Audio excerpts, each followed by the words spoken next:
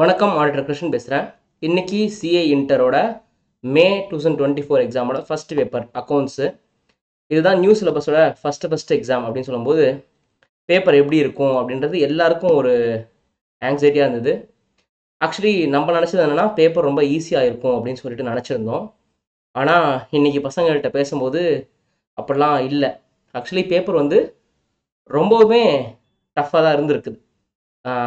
Tough in the sense, first of all அது ரொம்ப லென்த்தியாக இருந்திருக்கு. நம்ம என்ன நினச்சோம்னா எம்சிக்யூலாம் ரொம்ப ஈஸியாக எழுதிடலாம் அப்படின்ற மாதிரி நினச்சிருந்தோம். இன்ஃபேக்ட் மார்க் டெஸ்ட் பேப்பர்ஸ்லாம் கொஞ்சம் ஈஸியாக தான் இருந்துச்சு எம்சிக்யூ.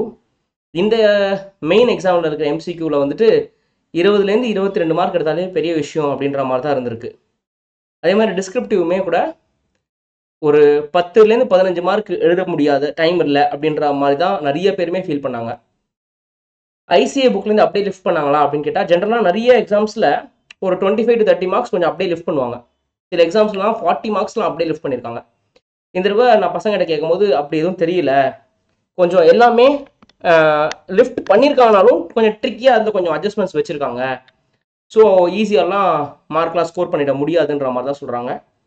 நல்லா படிக்கிற பசங்ககிட்ட வந்து நான் கேட்கும்போது 85 to 90 மார்க்ஸ் அட்டன் பண்ணியிருக்கேன் சார் அப்படின்ற மாதிரி சொல்கிறாங்க. ஓரளவுக்கு சுமாராக படிக்கிற பசங்க, அதாவது டாப் க்ரீம் இல்லாமல் அடுத்த லேயர் வந்துட்டு ஒரு 75 to 80 மார்க்ஸ் அட்டன் பண்ணதான் சொல்கிறாங்க.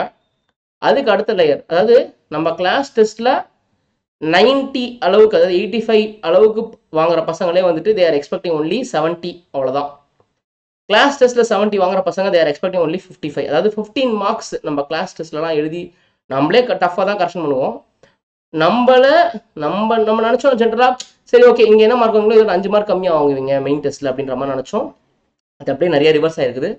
அண்ட் ரெண்டாவது, ரொம்ப நாள் கழிச்சு ஒரு 8-9 மாதம் கழிச்சு ஃபர்ஸ்ட் அட்டெம்ப்ட், அதாவது ஃபவுண்டேஷன் முடிச்சுட்டு ஃபர்ஸ்ட் டைம் இன்டர் எழுதுகிற பசங்களுக்கு எல்லாருக்குமே வந்து ரொம்ப பதட்டப்பட்டிருக்காங்க. ஸோ அவங்கெல்லாம் வந்து நார்மலாக எழுதுறதோடையே ஒரு 5-10 மார்க் கம்மியாக தான் எழுதியிருக்காங்க எழுதும்போதே.